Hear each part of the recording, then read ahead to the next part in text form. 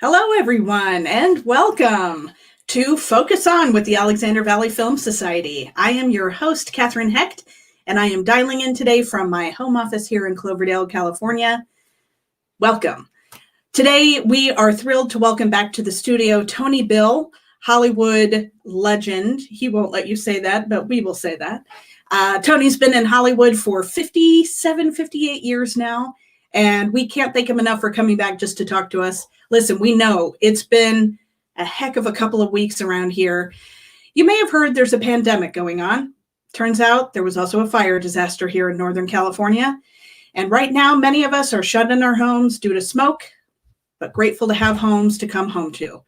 So a couple of housekeeping items. We are back after 2 weeks. The fire event had us have to cancel a couple of weeks of interviews there. Those have been rescheduled to Jan Wall, who's going to meet with us on September 13th. We're going to talk My Favorite Year, and we're going to use that to launch the festival, which is scheduled for Wednesday, September 23rd through Wednesday, September 27th.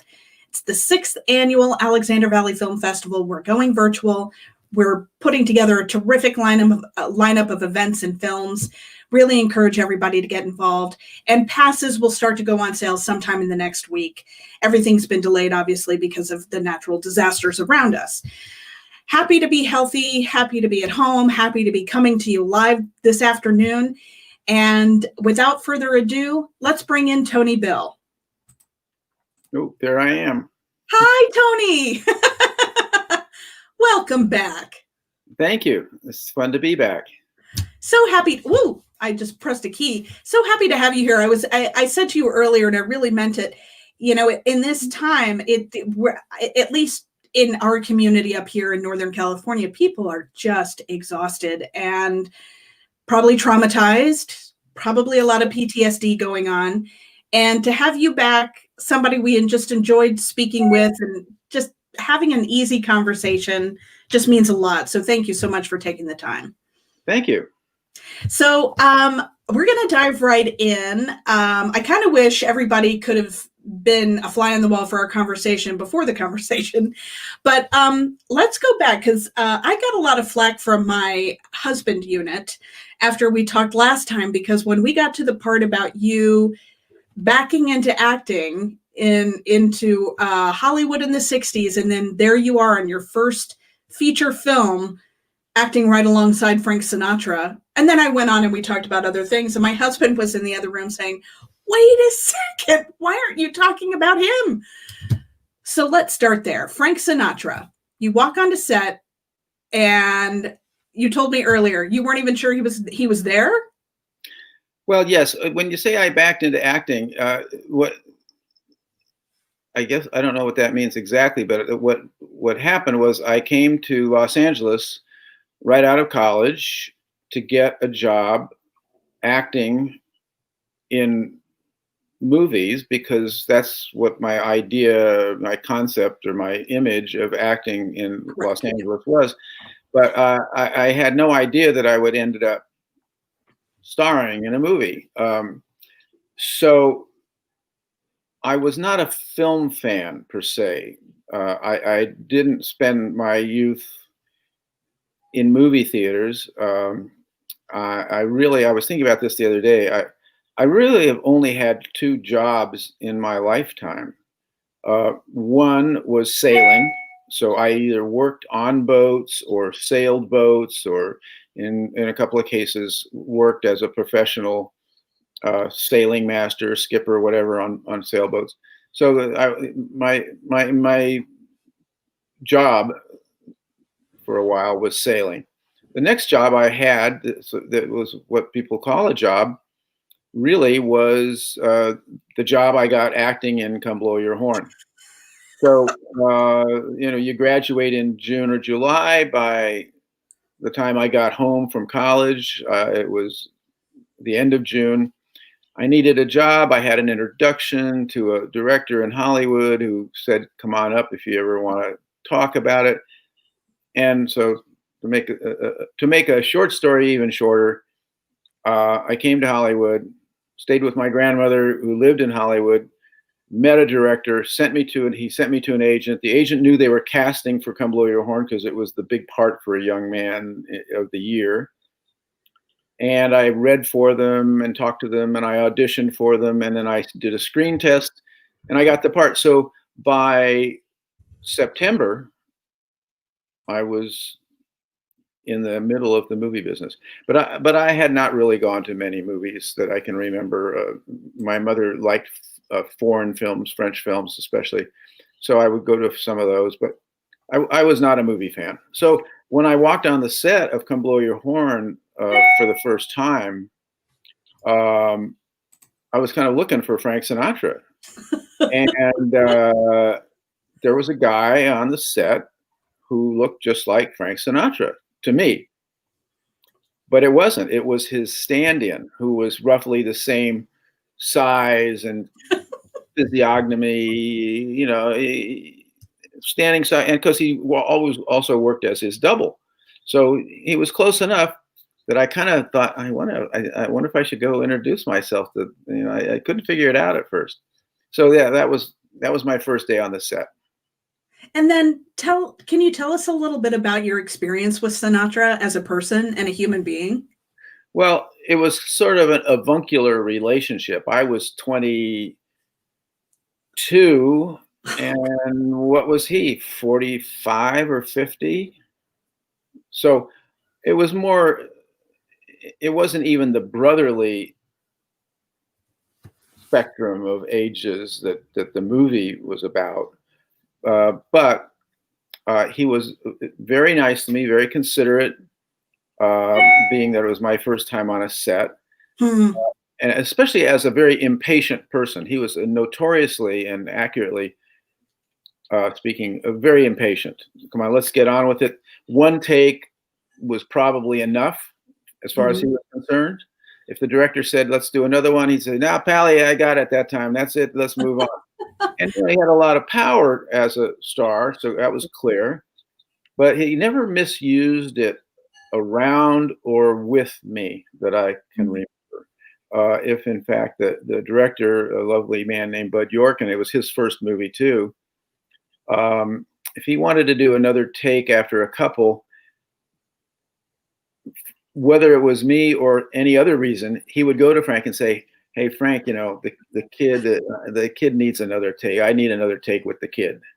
So I would get used as the excuse for doing another take, and he never got tired of that. He said, "Okay, if he needs it, go for it," or whatever. So very kind to me, but as I say, I can't claim this kind of buddy relationship because we weren't buddies. He was old enough to be my father practically, and as all famous people are, he was isolated from the crew, the cast. He was always busy in between takes with interviews or personal business. I don't know, but anyway. But given that there was no ulterior reason for him to be solicitous of me, he was lovely. He was very nice. We also we got to talk a little bit about fame in general and how, so you've got a lot of experience now seeing people find fame, probably not do so well with fame, or have all kinds of different experiences with it. But what have been some of your observations about how fame changes people? Fame changes people because people change you. The rest of the world changes you. I consider fame to be the equivalent of, you ever heard of the expression, the Chinese water torture? Oh God, yes. You know what it is? The concept is you kind of tie somebody to a chair and you drip water on them until they can't stand it. It's a little drip at a time. It is not waterboarding, for example, which is an assault, but it is a little bit at a time. So little by little, when you become famous, and you really become famous today. You didn't become so famous 50 years ago because it took a lot of exposure to become recognized. I mean, if somebody didn't see you in your movie, for example, you wouldn't be recognized anywhere. Um, Even television was hardly as ubiquitous as it is now. So apart from the fan magazines, which were kind of, Mhm. I thought, a really embarrassing sidebar to being in a movie, um,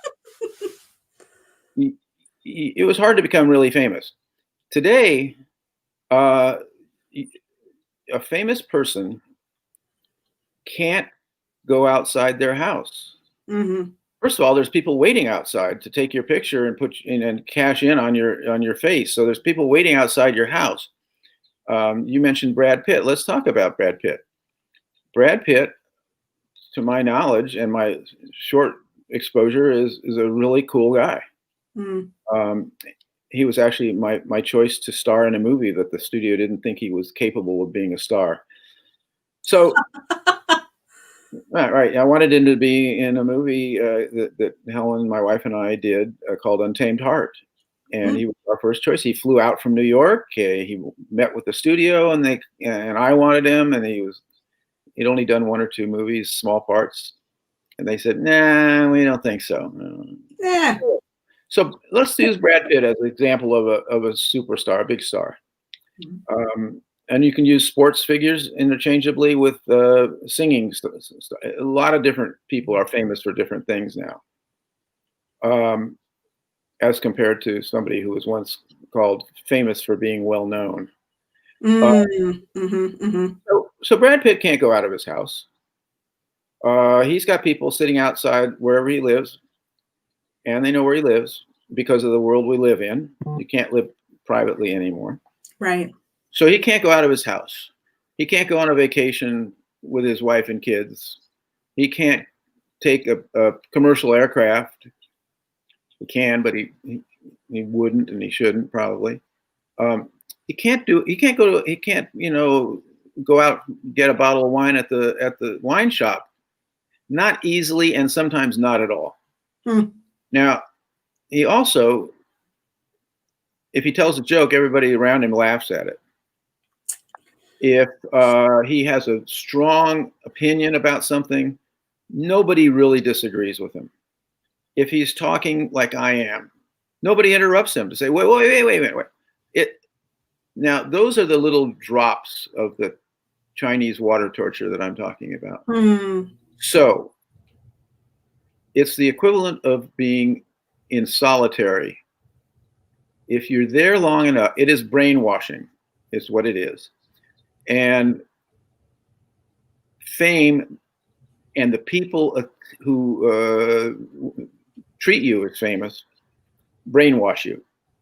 So when that goes on long enough, you become a different public and private person than you were when people told you were stupid, or that's not funny. I don't think that's so funny. Or when they said, "No, you're full of crap. That's a stupid. That's really a dumb." All the things that the rest of us have adjusted from day one to live with are slowly whittled away so that everybody laughs at you. You go to a restaurant, you get into the restaurant whether you have a reservation or not, you get the best seat in the restaurant, and you get served immediately. That's nice. We all kind of wish our lives were that way, but it's not nice when it happens at every restaurant you go to every day of your life. You stop learning how to be an ordinary person. You stop becoming like everybody else. So that is my observation of fame. And it's, I would say, as irresistible as brainwashing is. You tie someone up in solitary and you torture them and you do this, that, and the other thing to them long enough, deprive them of this, give them too much of that. The normal human response is to become a product of that brainwashing. And that's what fame is. I mean, did you that's actually some really good insight. But did you see that mechanism with Sinatra? or Redford. Oh yeah. Well, they're all treated like that. Yeah. Now, do people abuse their fame? Often. Sure. They get pissed off at somebody they shouldn't have gotten mad at. They talk down to people. They mistreat people. They ignore people. They don't trust people. It's very easy not to trust people when, and again, you could use the word rich interchangeably with fame. When you are the person that everybody wants to borrow money from, or talk into something, or treat like you're a bank for their ideas or their projects. When you're that person, it is very easy and probably very necessary to treat everybody with suspicion, as if they want something from you, because in fact, almost everybody does want something from you, which is why you tend to see famous people traveling or or marrying or eating together, because at least they can probably trust the other famous person. They're birds of a feather. They're not going to be hit on for their friendship or their money or their fame or their company or the people they know or what they can do for you by other people who have the same degree of famous power. And was that something that ever started to happen to you, or an experience that you recognized? Well, I hope not. I don't think so. First of all, I was never famous in that respect. I've rarely gone anywhere from day one where somebody walked up to me and said, "Oh, you're Tony Bill. I'm the biggest fan of yours. I saw you." It's like, that's not the way. That's not the way it works. I never. I never worked that much, or in that kind of movie, or that kind of commercial venue, and pretty much with the exception of maybe 6 or 7 years where I was acting, I was not acting. I was producing or directing or trying to.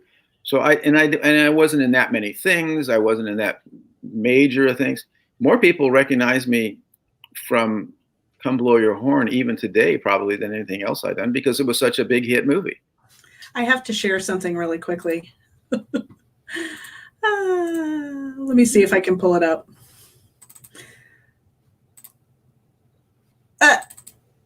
Can you see the picture there? Yeah. Look at his face. And his face. I love it. So good. Yeah, that's a still from the movie. Yeah, where I was transformed into this hip swinging younger brother, supposedly. So Tony, let's move forward just a little bit here.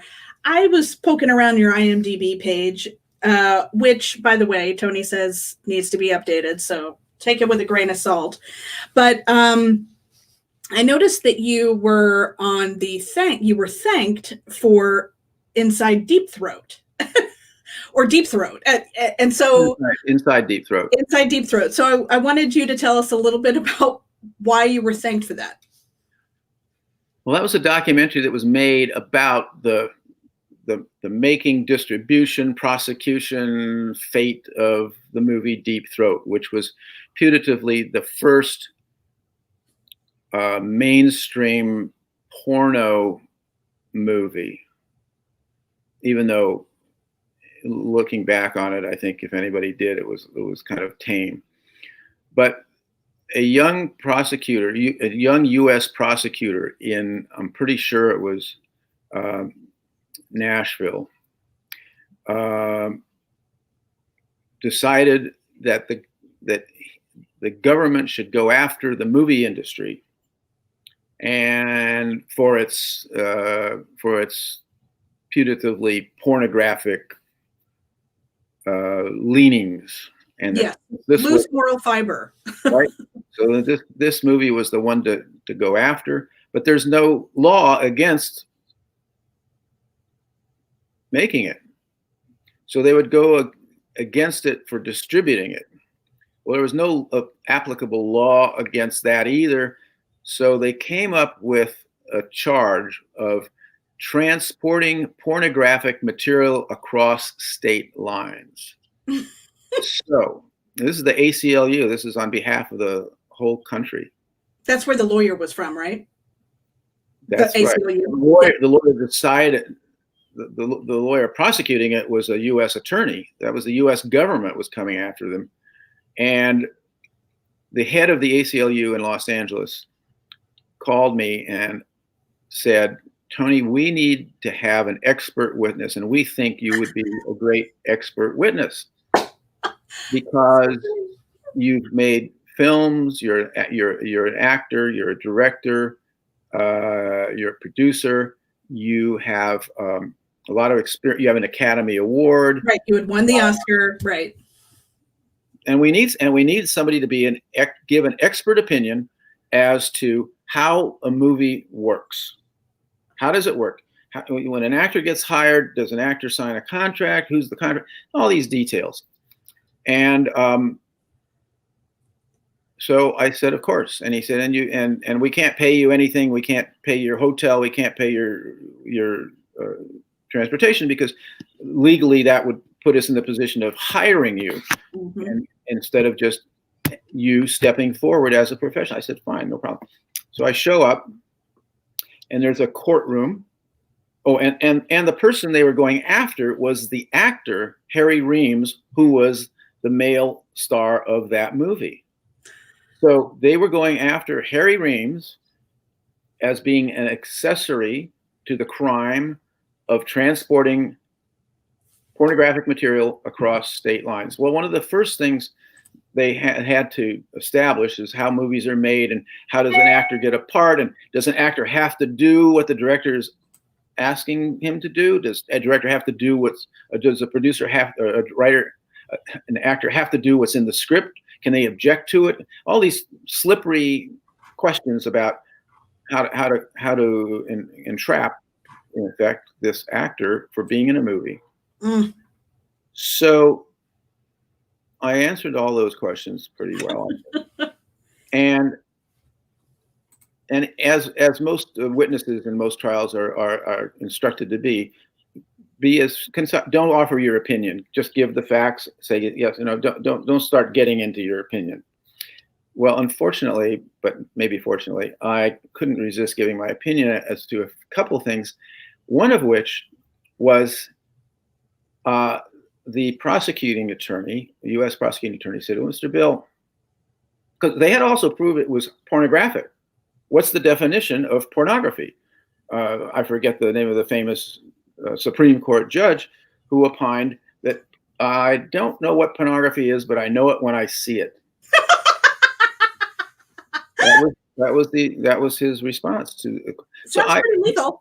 They asked me, well, Mr. Bill, what do you think is pornography? I said, I don't know. It depends on the circumstances. They said, well, would you consider? I can't remember. Would you consider something or other to be pornographic? I said, no, I don't think that would be pornographic. And he said, well, how about this? And I said, no, I don't think that would be pornographic. And then he said, how about sex with an animal? Would that be pornographic? And I said, well, one of the most famous paintings in history is the painting of Leda and the Swan. Leda being raped by a swan. Very famous classical painting. So I don't consider it pornographic. I can't imagine anybody else has, because it wouldn't be so famous. Which, as it turned out, took all the wind out of their sails. So that's why somebody thanked me for being a part of that documentary. Just stop it right there. That's hysterical. So, okay. And then that is really funny. Okay, so inching forward, then we get to Going in Style. Okay. So let's talk Going in Style. Alan Arkin, George Burns, Lee Strasberg. Do you remember the origin? So did those guys get attached to it The way that movie early on, or? the way that movie came about was the head of Warner Brothers said, "We have a script, and we know you like first-time writers and actors," which is true. All the movies I've made, virtually all of them, have been written by a first-time writer. Wow. And several directed by first-time directors. That's pretty cool. So we know that we love you around here at Warner Brothers. We know you well. Would you read this script, because we're having a lot of trouble getting the young first-time director to cut the script down to size and hire George Burns, because he doesn't want to hire George Burns, who had just played God, right, in big hit. Wow. And the movie is about three old guys. It's about three old guys. It's just, it's a serious comedy. So the first thing I did, Marty Brest, who was the young director just out of film school, and I had actually seen his student film, had refused to cut the script down. It was too long. So I said, "Marty, the script's too long." He says, "Not too long. You don't know how I'm going to direct it. You don't know how I work. You don't know how I'm going to." I said, "No, I don't." I said, "But we all think it's too long." I said, "I'm going to do this. This is customary in the film business. I'm going to have the script timed. Script supervisors, almost all of whom traditionally have been women, but now not so much.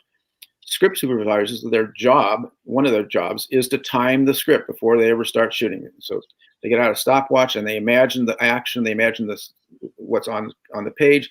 And because of their experience in making films, they're really good at coming in at a pretty accurate guess as to how long the cut film will be, not the final cut, but the director's cut.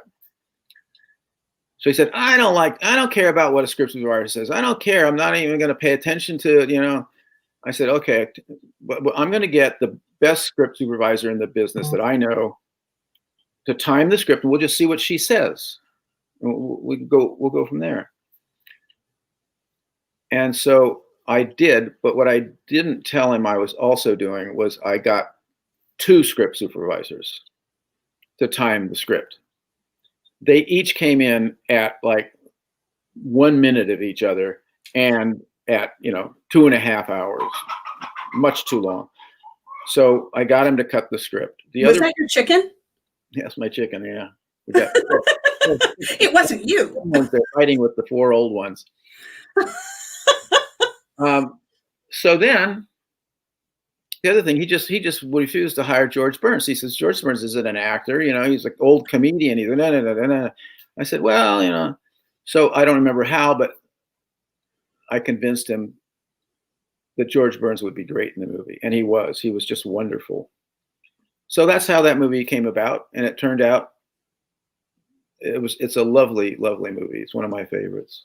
I haven't seen it in a long time, but I just have such fond memories of watching that with my dad. Yeah, they remade it. Warner's went and remade it a few years ago, but it didn't have the magic that George Burns and Lee Strasberg and Art Carney. It wasn't Alan Arkin. Alan Arkin was in the remake. Oh, sorry, Art Carney. That's what I meant. Art Carney, George Burns, and Lee Strasberg. They were great.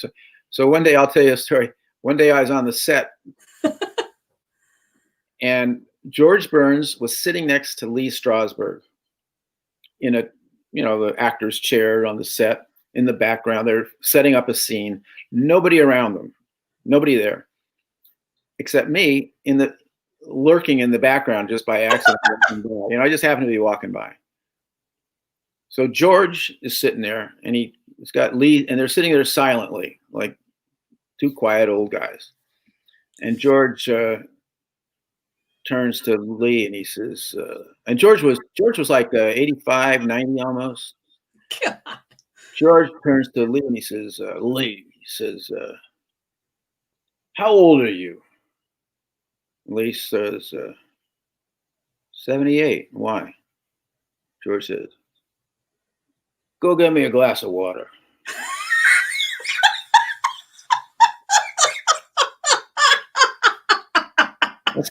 That's how funny George Burns was when nobody else was even in the room as far as he knew. Oh my God. Yeah. That's great. That is so great. Oh boy. Okay, so we're going to talk about one more thing, and unless other things come up. You, interestingly enough, you were talking earlier about what to call something or how to refer to something. And can you tell us a little bit about the book you wrote? Oh, okay.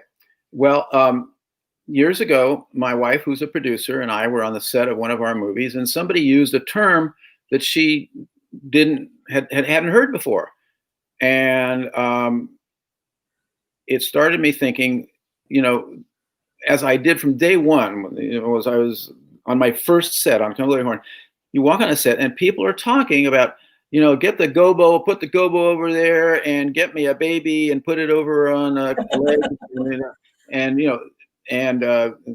was this a MOS? Yeah, this MOS. So all these terms that nobody outside the movie business would understand, and I started getting fascinated with.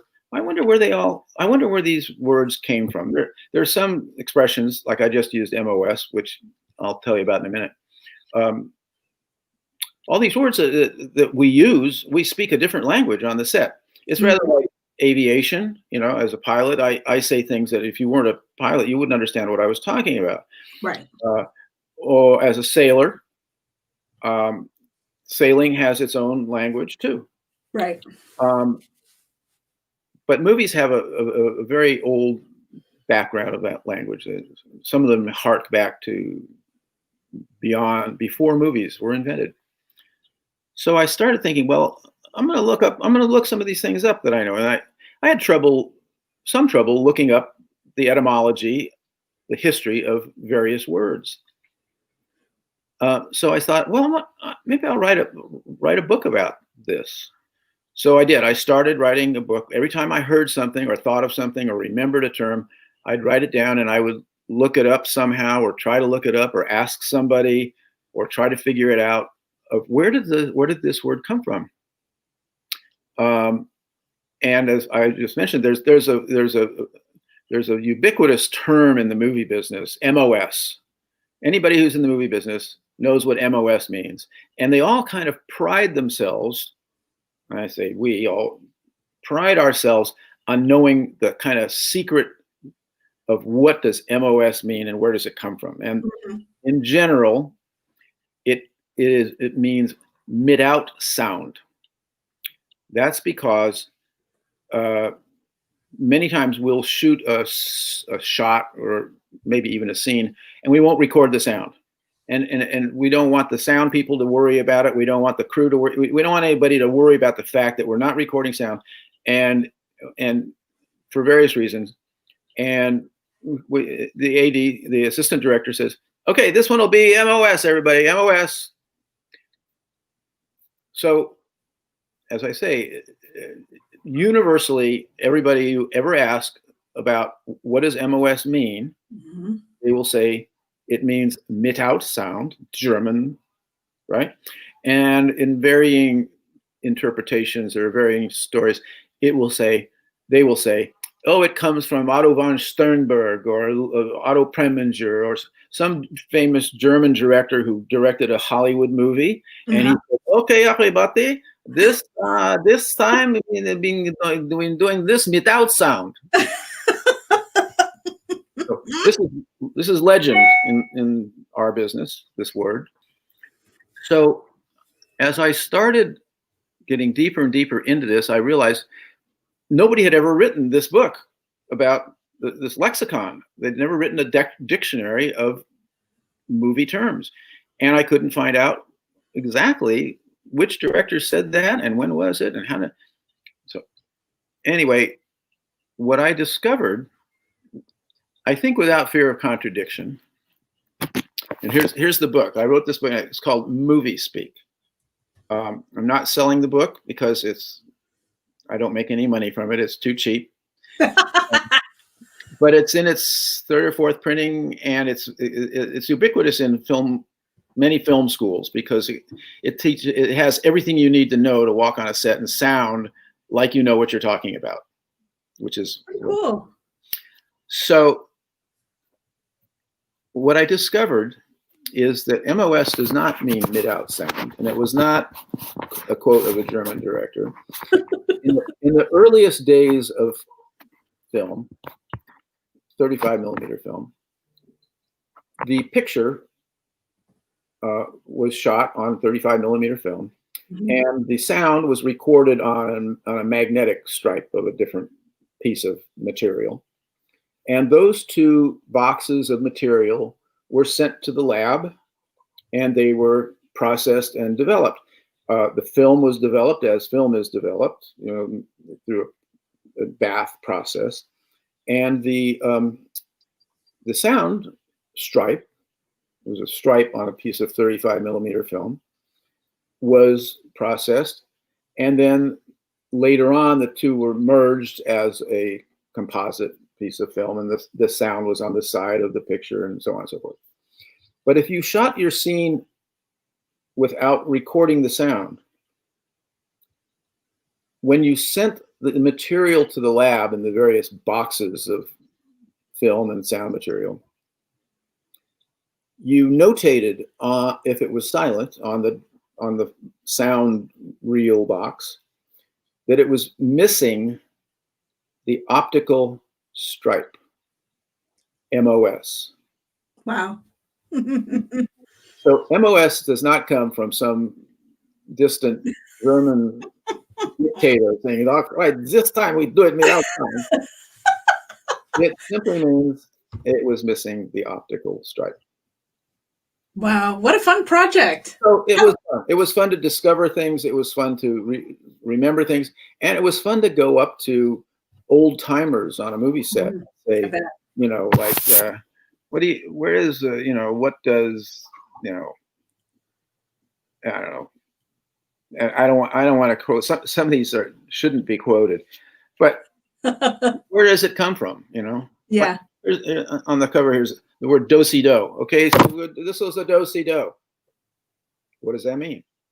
Well, of course, it comes from square dancing, where people reverse their directions and go around in a different direction, right? You ever been to a square dance? Yeah, yeah. So, okay, everybody, we do-si and do-si-do. And without stopping the music, the couples turn and go in the other direction. Well, on a movie set, a do-si-do is moving the camera in the opposite direction. Huh. So our language is full. It's a book full of words that on their surface you would never figure out what they mean, as well as many words that everybody has heard. Gaffer, grip. Where does grip come from? I could go on all day, but grip does not come from where you think it comes from. Tony, so good. It's so good to chat with you. I have one more question for you. Over your left shoulder, is that a picture of the Beatles on the wall behind you? Yes, it is. It's an autograph picture of the Beatles, which they didn't autograph. I acted in a couple of shows in England, and as a gift, my agent gave me, because he was friendly with several of them, and I later got to know George Harrison pretty well, because he produced the first movie I directed, Five Corners, and George's company, Handmade Films, was the producer. But this picture was a gift. That picture was a gift. From my agent, and who gave it to me in all good faith that it was signed by all four, and it is signed by all four, but it is a mechanical, I forget what they call it, when a machine signs your autograph. Oh. When you get a signature from the president, no matter which president, it's very unlikely that person signed it. Right, right. It's an auto. I think it's called an auto sign. It's it's next step up from a rubber stamp. It's hard to it's very difficult to discern because it's signed with a pen. Yeah. It's signed in their handwriting with a pen. So, but anyway, I kept it anyway. Well, thank you. It's so good to chat as per usual. And thanks for spending the time with us this afternoon. Got any fun plans for the rest of the night? I don't think so. Our family just got back from 5 days in Mammoth, and everybody's kind of tired. Low key. Yeah. All right. Well, thanks, Tony. It's so good to see you again, and I'm hoping and confident that we'll talk to you again soon. Thank you. Good luck up there with everything. Thank you. Thank you so much. Okay. And for the rest of you, thank you so much for joining us today. It's always a pleasure having this time together, and we can't wait to invite you to the festival and have 5 full days of movies, events. We're going to have a lot of pickup events to do with restaurants and wineries. We're just going to create the kind of weekend that we want to have for the festival, really buzzy, hyper-local, and all centered around good movies and good conversation. So thanks again for joining us today. Stay safe out there. Keep your mask on, stay safe, stay sane, and stay connected. We'll see you next time. Bye-bye.